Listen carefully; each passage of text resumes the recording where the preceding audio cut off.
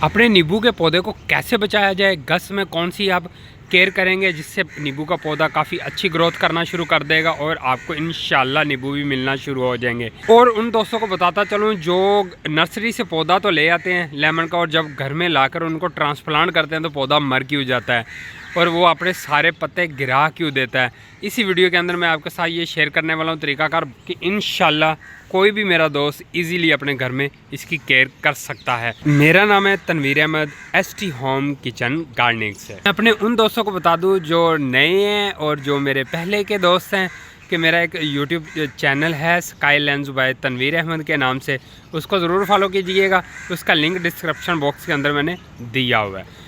चलें अभी बात करते हैं हमारे लेमन के पौधे के गमले का साइज़ क्या होना चाहिए। तो ये देखिए जिसके अंदर मैंने इसको लगाया हुआ है ये है जी मेरा गमला, मतलब ग्रोइंग बैग है। कितने साइज़ का, अच्छा खासा इसका साइज़ है, मतलब 3 फुट हाइट पे ये मेरा ग्रोइंग बैग है और इतना ही ये चौड़ा है, मतलब 2.5 फीट के करीब इसकी चौड़ाई है ग्रोइंग बैग की। इसके अंदर मैंने मिट्टी फिल की।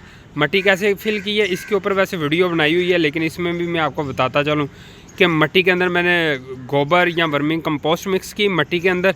और इसके साथ जो बहुत अहम चीज़ होती है, जो मैं कह रहा था कि आप नर्सरी से लाकर जब पौधे को लगाते हैं तो वो पौधा मर जाता है या स्ट्रेस में आ जाता है या अपने पत्ते गिरा देता है, तो वो ऐसा क्यों होता है, उसको बचाने के लिए हम करते क्या हैं।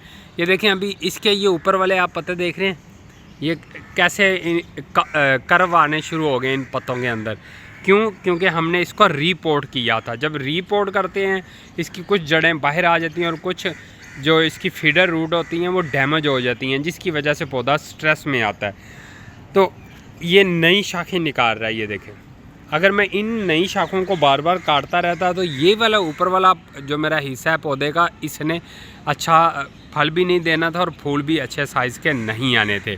और नीचे से इसकी ग्रोथ माशाल्लाह से चेक करें कितनी प्यारी इसकी ग्रोथ हो रही है और पत्ते भी देखें कितने हेल्दी इसके पत्ते हैं। इस पौधे को बचाने के लिए हम इस्तेमाल करते हैं नीम केक, मतलब नीम की खली यार।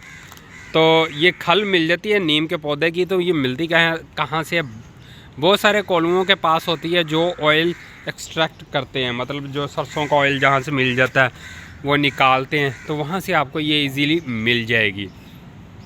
या सरसों की खल अगर आपको मिल जाए तो वो भी आप इस पौधे के अंदर डाल सकते हैं।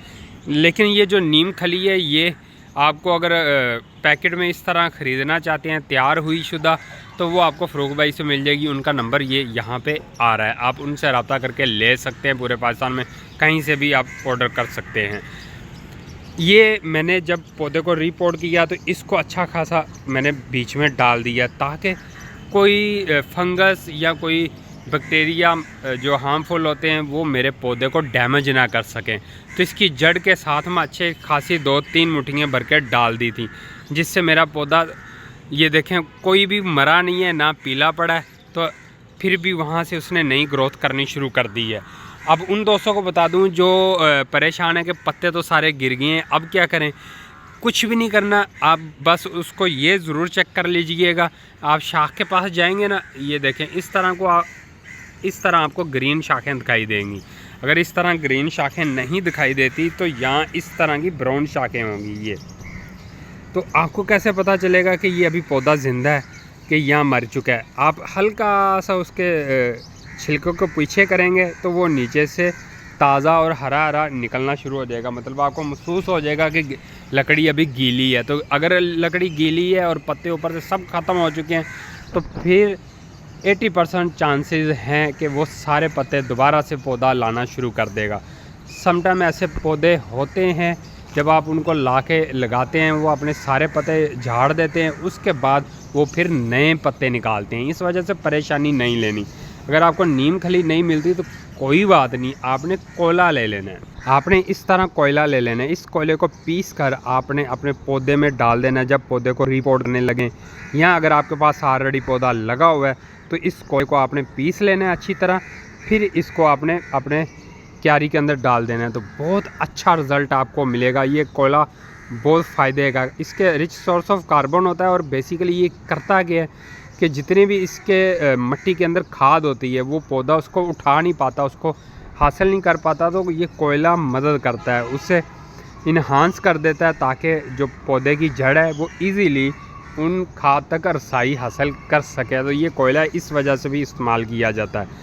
तो अगर आपका पौधे का साइज़ इस तरह कोई 5 फीट के करीब है तो इस तरह का जो कोयला है वो आपने कोई 6 से 7 चम्मच भरकर पौधे की इर्द गिर्द आपने डाल देने और गोडी कर देनी है। तो आप ये कोयला 10 से 20 दिन बाद दोबारा से इस्तेमाल कर सकते हैं। बहुत ज़्यादा खाद के बाद आप इस्तेमाल करेंगे। ये मैं इस्तेमाल करता रहा हूँ, अपने इस लेमन के पौधे को 4 से 5 दफ़ा इस्तेमाल कर चुका हूँ।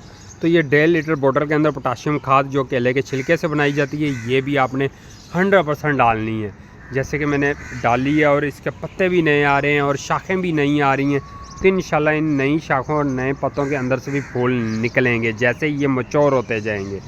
ये ऊपर वाली शाखें मैच्योर हैं, इनके अंदर इंशाल्लाह जैसे ही इसका अभी दोबारा से सीज़न आएगा तो दोबारा ये अपने ऊपर फूल लाना शुरू कर देगा।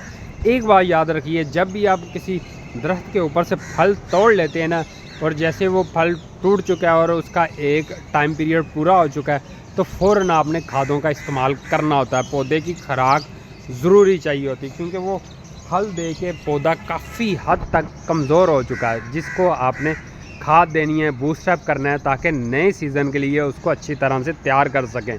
नए सीज़न में उससे भी ज़्यादा फल मिलेगा। तो बहुत ज़्यादा दोस्त ये गलती यहाँ पे करते हैं कि पौधे के ऊपर से फल तो ले लेते हैं और अब कहते हैं कि नहीं, जब आएंगे फूल आएंगे तो तब खादें डालना शुरू करेंगे। ऐसे नहीं होता। जैसे ही आप फल तोड़ लें तो वैसे ही आपने पौधे को खादें डालनी शुरू कर देनी होती हैं। तो ये जो मेरी वाली मिट्टी है, ये देखें ऊपर से कितनी नरम है। ये नरम क्यों है? इसके अंदर मैंने वर्मी कंपोस्ट डाली हुई है ताकि मिट्टी ज़्यादा हार्ड ना हो।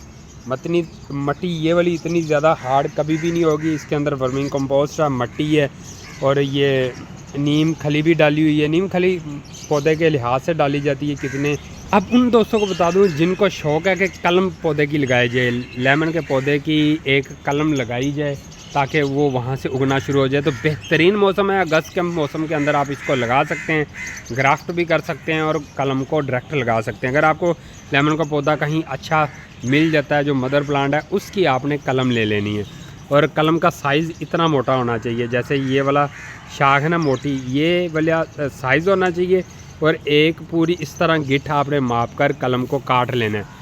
अगर आपका हाथ बड़ा है तो, अगर छोटा हाथ है तो थोड़ी सी बड़ी कर लेनी है। मतलब कलम का साइज़ आपने 1 फीट के करीब रखना है और उस कलम को लाकर आप लगाएंगे तो इंशाल्लाह वो कलम उगना शुरू हो जाएगी। क्योंकि ये नमी वाला मौसम है, तो इसमें जिस भी दरख्त की आप कलम ट्राई करेंगे तो 100% वो उगने के चांसेस होते हैं। और दूसरा, एक कलम नहीं लगाते होते। जब भी आपने कलम लगानी है 3 से 4 कलमें एक पौधे की लगाएं। उसमें से एक आधी नहीं भी उगेगी तो एक आधी लाजमी उग जाएगी। इस वजह से जब भी कोई माली हजरात भी इन कलमों को लगाते हैं तो वो काफ़ी तादाद में लगाते हैं, ताकि उनमें से कुछ मर भी जाएं तो कोई मसला नहीं है। ये ना हो कि बस आप एक कलम उठा के ले आएँ और उसको लगा दें तो वो आपको रिज़ल्ट ना मिले। हाँ, ये जो मैंने आपको शाख बताई है, इससे भी थोड़ी सी मोटे शाख वाली आप कलम ले सकते हैं। जितने मोटे थोड़े से साइज़ की होगी, कलम उगने के चांसेस भी उतने ज़्यादा होते हैं। ये देखें, ये उससे भी मोटी ये वाली कलम है। ये देखें, यहाँ इतने मोटे साइज़ की भी आप ले सकते हैं। अगर आप कंफ्यूज हैं, आपको नहीं पता चलता कि कलम को लगाते कैसे हैं, तो उससे पूछ लें कि इसके ऊपर वाला हिस्सा कौन सा है और नीचे वाला हिस्सा कौन सा है। जो नीचे वाला हिस्सा है वो मिट्टी के अंदर जाएगा, ऊपर वाला बाहर ही रहेगा। दोस्त क्या करते हैं कि उनको पता नहीं चलता कि ये ऊपर वाला और नीचे वाला हिस्सा कौन सा है, तो ऊपर वाले हिस्से को मिट्टी के अंदर लगा देते हैं और नीचे वाला हिस्सा बाहर रह जाता है। इससे क्या होता है, कलम कभी भी नहीं उगेगी। चाहे जितना भी अच्छा मौसम हो, चाहे जितनी भी अच्छी आप केयर कर लें, कभी भी नहीं उगने वाली। ये आपने मस्त ख्याल रखना होता है। जब भी कलमें काटी जाती हैं ना, ऊपर से तिरछी काटी जाती हैं, ताकि जिसको दी जाए उसको पता हो कि ये ऊपर वाला हिस्सा है। यहाँ पे इसकी एक और बात शेयर करता चलूँ, वो ये है कि पानी बहुत ज़्यादा दोस्त इसको बहुत ज़्यादा पानी देना शुरू कर देते हैं। वो आपने गलती बिल्कुल भी नहीं करनी। आपको इतना पानी रिक्वायर है कि पौधा ज़िंदा रहे और पौधे की ग्रोथ चलती रहे। ये ना हो कि 24 घंटे आपने मिट्टी गीली रखी हुई है तो उसमें पौधा मरने के चांसेस भी होते हैं। और यहाँ पे एक और टिप देता चलूँ कि सनलाइट प्रॉपर चाहिए। जहाँ पे ये मेरा पौधा पड़ा हुआ है, ये छत के एक कोने पे मैंने रखा हुआ है ये ग्रोइंग बैग, तो इसके इर्द गिर्द देखें जो बिल्डिंग है वो काफ़ी दूर है। और जो सूर्य निकलता है वो यहाँ से सूर्य निकल के आता है और इस जगह पे मेरा ये पौधा ओपन पड़ा हुआ है, मतलब सारा दिन की इसको धूप लगने वाली और सारा दिन की हवा भी इसके अंदर से क्रॉस होती रहती है। अगर कोई अच्छा फल और अच्छी सब्ज़ी लेना चाहते हैं तो ये वाला कंडीशन आपने लाजमी रखनी है। ये ना हो कि 1-2 घंटे पौधों को धूप लगे और बाकी छाँव रहे तो कभी भी आपको फल नहीं मिलने वाला। ये आपने बात पल्ले आपने बांध लेनी है। तो मुझे उम्मीद है कि ये लेमन का पौधा, नींबू का पौधा, इसकी अच्छे तरह से आपको समझ लगी होगी। इसके अलावा कुछ भी आपको करने की ज़रूरत नहीं पड़ती। जब भी खादें इस्तेमाल करनी है, हर 12 से 13 दिन बाद आपने खादें इस्तेमाल करते रहना है अपने पौधे को, चाहे वो फल दे रहा है चाहे नहीं फल दे रहा। जब वो फल दे देता है उसके बाद भी आपने यही सीक्वेंस रखना होता है। फिर थोड़ा सा डिले कर लेते हैं, 20 दिन बाद खादें इस्तेमाल करते हैं ताकि नेक्स्ट सीज़न में पौधा इससे भी ज़्यादा भर के अपने ऊपर फल लगाए। तो मुझे उम्मीद है कि ये आपको वीडियो अच्छी लगी होगी। तो मिलते हैं नेक्स्ट वीडियो के साथ, तब तक के लिए अल्लाह हाफिज़, बाय बाय।